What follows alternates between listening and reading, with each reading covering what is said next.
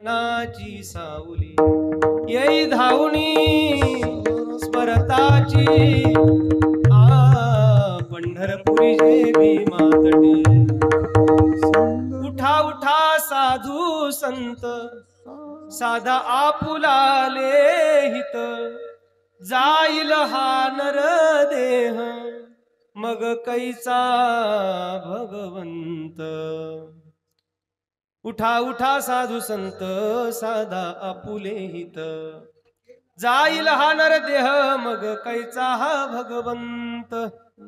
उठा अरुणोदय प्रकाश झाला घंटा गजर गर्जिनला हरी चौघडा सुरू झाला काकडा आरती समयाचा समयाचा समयाचा महाद्वारी वैष्णवजन पूजा सामुग्री घेऊन आले द्यावेत यासी दर्शन बंदी जन गरजती। उठा पांडुरंगाता दर्शन द्या सकळा झाला अरुणोदय सरली निद्रेची वेळा। उठा पांडुरंगा प्रभात समयोपातला वैष्णवांचा मेळा गरुडा पारी दाटला। योगिया दुर्लभ तो म्या देखिला साजन पाहता पाहता मनान पुरे धनी देखिला देखिला माय देवाचा देव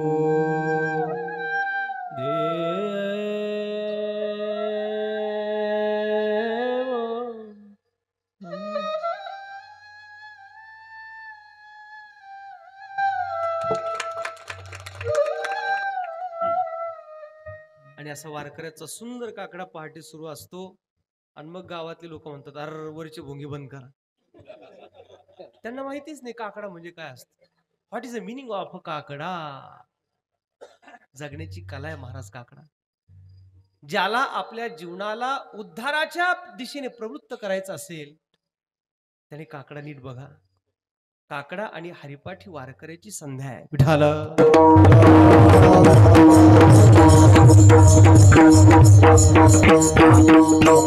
संसार खुशाल करा संसारात राहा पण परमार्थ केल्याशिवाय मरू नका महाराज।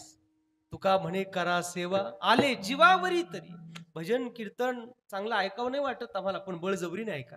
त्याच्यात उद्धार आहे आपला त्याच्यात हित आहे त्याच्यात कल्याण आहे आणि म्हणून आपण ते केलं पाहिजे। मला एक जण म्हणला महाराज दिवसभरात 50 वेळा आपटलो पण दुकानात जाऊन पेलोच काय पुरुषार्थ कमवला।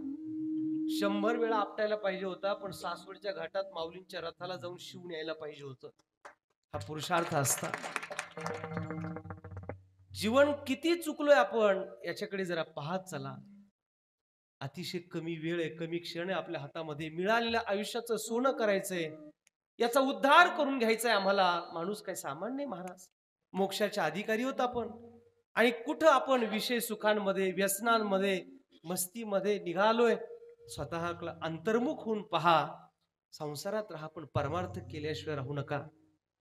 नाथ महाराजांना जणू हे आपल्याला सांगायचंय मला संसार करायचा नाही मला परमार्थ करायचा आहे। संसार तर आपल्या वाट्याला आलेलाच आहे तो आपल्याला करायचाच आहे पण तत्सोबतीला परमार्थ करायचा आहे। हे शिकवतं कोण दुसऱ्या चरणात संत संग दे संत संग संत संग दे संत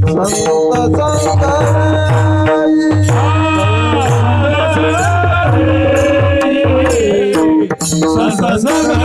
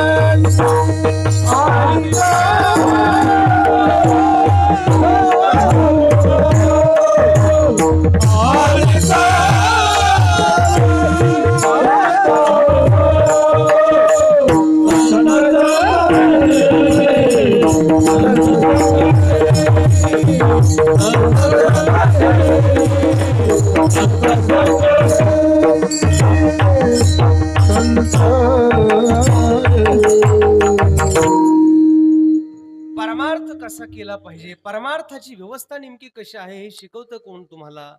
प्रशिक्षण देणारे फक्त आणि फक्त संत आहेत.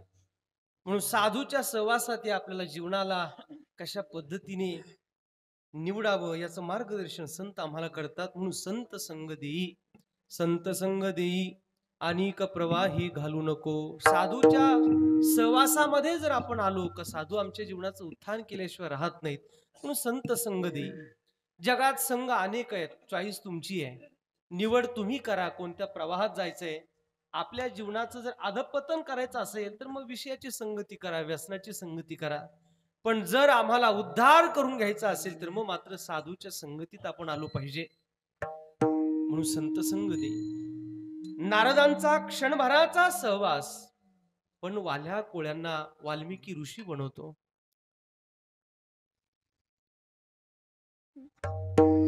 पुणे जिल्ह्यामध्ये जुन्नर तालुक्यामध्ये एक छोटस गाव आहे कडूस नावाचं. तिथले एक सद्ग्रस्त त्यांच्या गोठ्यातली म्हैस हरवली आणि म्हैस हरवली म्हणून म्हैस शोधता शोधता शोधता शोधता भंडारा डोंगरावर आले. भंडारा डोंगरावर जगद्गुरु तुकाराम महाराजांचं भजन चाललेलं होतं. भजन कोणाचं आहे? ते तुकोबऱ्यांचं आहे. रामकृष्ण हरी विठ्ठल केशवा, रामकृष्ण हरी विठ्ठल केशवा. महाराजांचं भजन म्हणजे काय? महाराज जनावर सुद्धा तुकोबऱ्यांच्या भजनाच्या अवतीभोवती यायची. वृक्षवल्ली आम्हा सोयरे वनचरे, पक्षी सुस्वरे आळविती.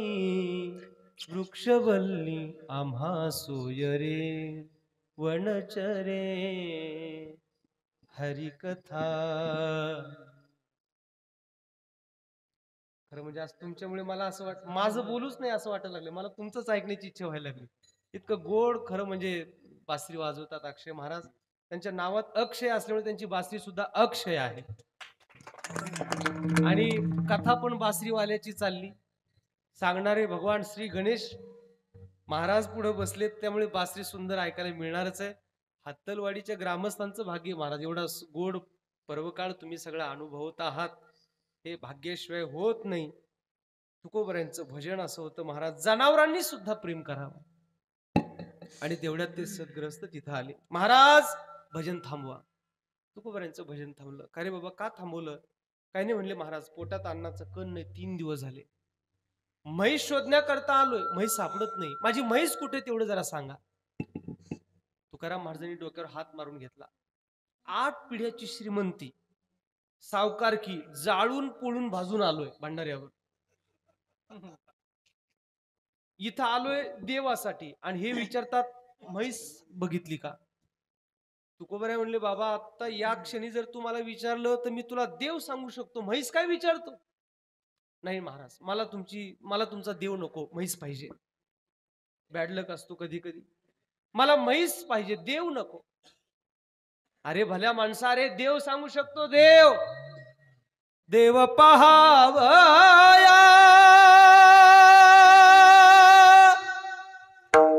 करियो सायास,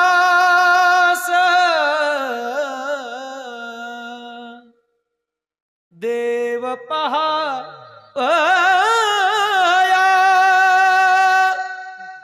करियो सायास,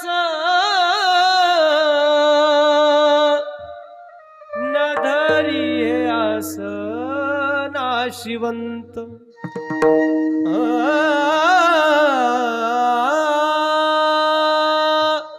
नाशिवंत आस न धरी हे देव पहावया करी ओ सायास. महाराज तुमचा देव नको, म्हैस पाहिजे. ठीक आहे, जा घरी, गोठ्यात म्हैस सापडे. ते ग्रस्त घरी आले, गोठ्यात पाहिलं म्हैस सापडली. बायकोला विचारलं इकडे म्हैस आली कुठून? बायकोने गोठ्यात पाहिलं म्हैसच नाही. पोराने विचारलं इकडे या, तुम्हाला म्हैस दिसते? बाबा गोठ्यात म्हैसच नाही. आणि मग करंट बसला. यांना दोघांनाही म्हैस दिसत नाही, मग मला एकट्यालाच म्हैस कसं काय दिसते? आणि मग वाईट वाटलं. आणि मग भंडारा गाठला परत. श्री संताची माथा चरणावरी, साष्टांग हे करी दंडवत. महाराज क्षमा असावी, आता म्हैस नको, आता मला देव दाखवा. तुकोबारांचा हात होता, तो असा डोक्यावरून फिरवला. लोखंडाला सुद्धा स्पर्श व्हावा परिसाचा, तुकोबारांच्या हाताचा स्पर्श झाला.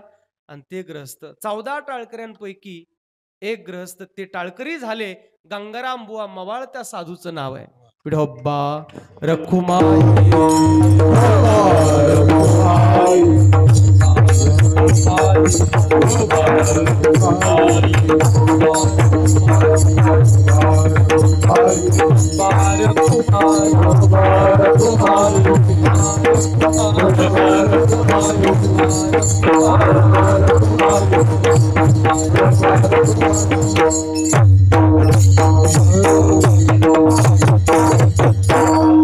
साधूचा सहवास हा तुमच्या माझ्या जीवनाला खऱ्या अर्थाने उद्धारक आहे.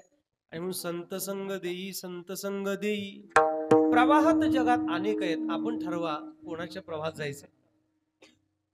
कीर्तन झाल्यानंतर एक तरुण मुलगा पाय पडण्याकरता आला, त्याचा मोबाईल खिशातून खाली पडला.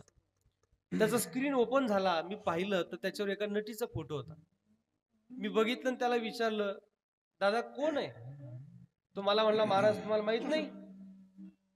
मी म्हणलं नाही माहिती. माहिती होतं मला, पण म्हणलं नाही माहिती. अहो म्हणले ही श्रीदेवी आहे. म्हणलं नातेवाईक आहे का कुणी आपली? तो म्हणे नाही. म्हटलं मग मोबाईलवर का ठेवली? तो म्हणला महाराज मी श्रीदेवीचा खूप मोठा फॅन आहे. म्हणलं तुझ्या फॅननं तिला कधी हवा लागायची इतक्याला थंडीच्या दिवसात? म्हणजे ती हौदात पडून मिली, आपलं काय व्हायचं? आपण कुणाचे फॅन होतोय, आपण कुणाचे चाहती होतोय, जरा सावध असा. ज्याला फॅन व्हायचं ना त्याने माऊलींचा व्हायचं. ज्याला फॅन व्हायचं त्याने तुकाराम महाराजांचा व्हा, छत्रपती शिवरायांचा व्हा. विनाकारण नको त्या लोकांच्या सहवासामध्ये जाऊ, नको त्या लोकांसाठी शरणागती पत्करून आपलं जीवन उद्ध्वस्त करू नका. अनेक प्रवाही घालू नको. नाही तर मग तुम्हाला आणि मला उद्ध्वस्त करायला तर अख्खं जग टपलेले महाराज. षड्यंत्र चालू आहे तिथं उद्ध्वस्त करण्याकरता, पण कल्याण फक्त संतच करतात. म्हणून बऱ्याच वेळेला असं ऐकायला भेटतं आपल्याला, आम्ही तुमचं कल्याण करू, आम्ही तुमचं कल्याण करू. नंतर आपण राहतो मानवतला आणि ते जातात मुंबईला आणि कल्याण मध्ये राहतो. महाराज कल्याणहूनच आले, कळते का माझं बोलणं? तुमचं माझं कल्याण या जगात साधू शिवाय कोणी करू शकत नाही महाराज. म्हणून अनेक प्रवाही घालू नको, साधू माझं कल्याण करणार आहे हा दृढ विश्वास धारण करा आणि महापुरुषांच्या सानिध्यात या. अशा या साधू संतांच्या सहवासात एक क्षण काय अर्धा क्षण जरी आलात, अर्धा क्षण घडता संताचे जगाती, अर्धा क्षण घडता संताची जगाती, अर्धा क्षण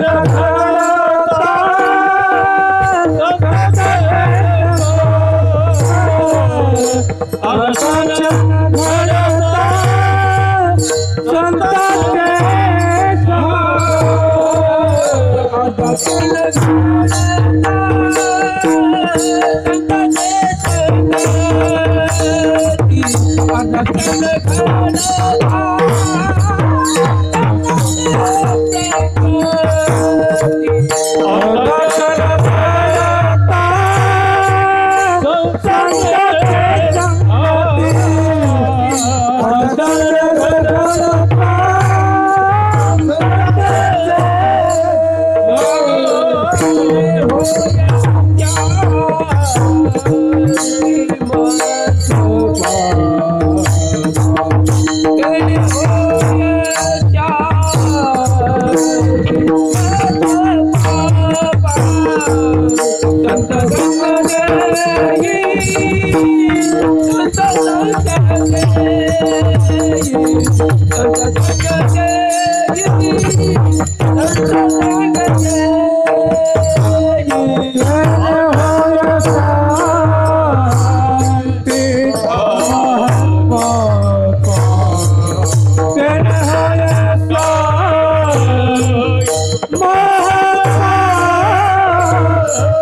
संत संग देई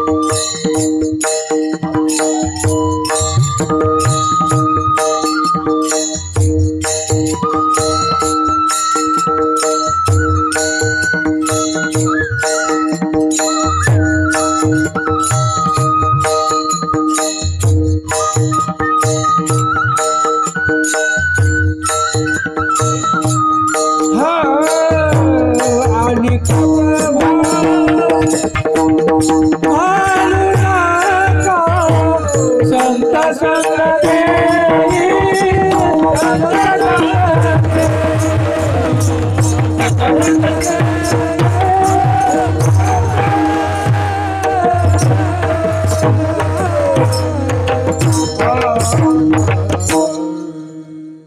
अभंगाच्या पहिल्या चरणात नाथ महाराज सांगतात, अशा महापुरुषांच्या सहवासामध्ये अर्धक्षण घडता संताची संगती, तेने होय शांती महत्पापा. नाथरांची भागवतातलीच ओवी आहे. निमिषार्ध होता सत्संग, तेने संगे होय भवभंग. या लागी सत्संगाचे भाग्य साधक सभाग्य जाणती. किंवा तुळशीदासजी म्हणतात, एक घडी आधी घडी, आधी से पुन्हा आध. तुलसी संगत साधू की तो कटे कोट अपराध. कोट्यावधी अपराधातून जर मुक्त व्हायचं असेल तर संतांच्या सहवासात या. खऱ्या अर्थाने तेने होय शांती महत पापा. पाप उपपाप महापाप अशा सगळ्या पापाला तिळांजली जर द्यायची असेल तर आपण संतांकडे या. चालू असला हा सत्संग सोहळा एवढ्याच करता हत्तलवाडीच्या ग्रामस्थांनी आयोजित केलेला आहे. या सत्संग सोहळ्यामध्ये आपण यावं, न्हावं आणि आपलं जीवन तृप्त करावं, पवित्र बनवावं, एवढ्यासाठी हा उत्सव या ठिकाणी ग्रामस्थ करतायत. सुवर्ण महोत्सवी असं हे वर्ष आहे. 50व्या वर्षात पदार्पण असला हा सप्ताह आहे. शिस्तबद्ध आहे. आखीव रेखीव अशा स्वरूपाचं नियोजन आहे. आपण सगळेजण श्रवणही करत आहात आणि भागवत कथेचाही अतिशय गोड असा हा आनंद आपण घेत आहात. आणि आचार विचार संपन्न आमचे परमस्नेही मित्र पूजनीय गणेशजी महाराज, आणि महाराज म्हणजे तसे तुमच्या सगळ्यांच्या परिचयाचे आहेत, कारण मानवतला महाराजांचं बऱ्याच वेळेला थांबणं झालेलं आहे. पण आता मी मुंबईकडे जातो तेव्हा मला माहिती आहे कोकण प्रांतांमध्ये एक फार मोठा सन्मान पूजनीय महाराजांचा आहे. त्यामुळे महाराजांना खरं तर आपल्याकडे इथं येत असताना, आणि दुर्दैवाने महाराजांची प्रकृती बऱ्याच वेळेला त्यांना त्रास देत राहते. आपण सगळेजण प्रार्थना अशी करू, एवढ्या गोड व्यक्तीला आपल्याला पुन्हा पुन्हा ऐकायला मिळण्यासाठी देवा महाराजांना उदंड आयुष्य दे, उदंड आरोग्य दे. कारण आरोग्य जर महाराजांचं चांगलं राहिलं तर खऱ्या अर्थाने आपल्याला त्यांच्या मुखारविंदातून ही भागवत कथा पुन्हा पुन्हा ऐकायला मिळेल. मला फार आनंद आहे महाराजांच्या बाबतीत. महाराजांना भगवंताने खरंच खूप उदंड आयुष्य आरोग्य देवा अशी प्रार्थना करतो. आपण सगळेजण या उत्सवात अतिशय उत्साहपूर्ण वातावरणामध्ये आनंद घेत आहात. तरुणांचा फार चांगला संग्रह आहे. तरुणांची विशेष उपस्थिती आहे. सरपंच पुढे आहेत, सरपंच बसले, तरुण आहेत सरपंच. सरपंच तरुण असल्यामुळे कनेक्ट झालेलं सगळं वर्ग तरुण आहे. गावचा सप्ताह सुद्धा दिवसेंदिवस 50व्या वर्षात आलाय असं वाटत नाही, तो तरुण सुरू झालेला आहे. आणि तरुणांना तरुण जाण्यासाठी हा तरुण सप्ताह आहे असं म्हणावं लागेल आपल्याला. त्यामुळे सगळ्या तरुणांचं सहर्ष स्वागत आहे. अशाच पद्धतीने एकत्र या, एक व्हा, एक एका साह्य करू, अवघे धरू सुपंथ. बाकी जग अतिशय वेगात निघालेलं आहे. काळ बदलतो आहे, आधुनिकता आहे, विज्ञान युग आहे. आपणही बदललोच पाहिजे. पण आपला अध्यात्म परंपरा, आपली संस्कृती याला जतन करून ठेवणं हे तुमच्या माझ्या आपल्या सगळ्यांच्या हातात आहे. जबाबदारीने आपण त्याला सांभाळावं. म्हणून हत्तलवाडी या गावचा हा गोड असा सप्ताह, या सप्ताहामध्ये आजचा हा सेवेचा योग माझं भाग्य समजतो. आपल्या सगळ्यांच्या चरणावर नतमस्तक होतो. सर्व वारकरी, भजनी मंडळ, गायक, वादक मंडळी सगळेजण मोठ्या प्रेमाने उपस्थित आहेत. बळीराम महाराज जे आपल्या देवगाव फाट्याला राहतात, महाराजांची बहीण या गावात आहे, आणि म्हणून महाराजांनी माझ्याशी संपर्क केला आणि मग माणिक भाऊंचा संपर्क झाला. अशा या संपर्कातून इथं येणं आहे. तेव्हा आपल्या सगळ्यांच्या चरणावर नतमस्तक होतो. झालेलं चिंतन माऊलींच्या चरणी समर्पित करतो. यद अक्षरम पदत भ्रष्टम मात्राहीनम तु यद भवेत तत्सर्व क्षम्यता देव प्रसिद्ध परमेश्वर. एकदा माऊलींचं भजन करू आपण सगळेजण. वर हात करा. कोकणातलंच भजन आवडीचं माझं. ज्ञानोबा माऊली